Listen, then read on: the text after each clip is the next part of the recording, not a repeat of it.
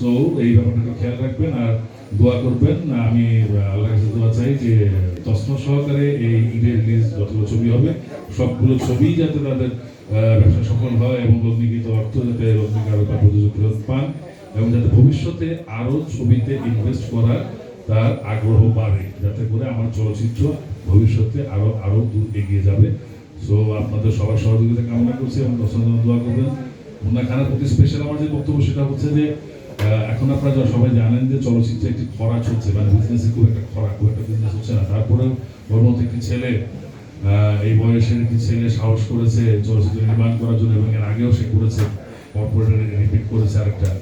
তো তার এই সাহসী পদক্ষেপের জন্য আমি তাকে ধন্যবাদ জানাই, তার প্রতি কৃতজ্ঞতা জানাই যে চলচ্চিত্রের এই সময় তিনি কাজ করে আমাদের বিভিন্ন শিল্পী এবং কলা কুশলীকে কাজ করার সুযোগ করে দিয়েছেন। ধন্যবাদ মুন্না, ধন্যবাদ দুদুল আলম খোকন ভাই এবং যারা আছেন, ধন্যবাদ খুরশিদ আলম খসরু, আমাদের সাবেক সভাপতি বাংলাদেশ চলচ্চিত্র প্রযোজক সমিতি, এবং খুব শিগগিরই সামনে নির্বাচন অনুষ্ঠিত হবে, সেখান থেকে পরিত্যাগ করবেন। সবার শুভকামনা করছি, সবাইকে সাধুবাদ এবং ধন্যবাদ জানাচ্ছি। সাংবাদিক ভাইরা আপনারা এসেছেন, অনেকক্ষণ ধৈর্য ধরে বসেছেন, এর জন্য আপনাদের সবাইকে অনেক অনেক ধন্যবাদ, ভালোবাসা। ভালো থাকবেন। ঈদ মোবারক।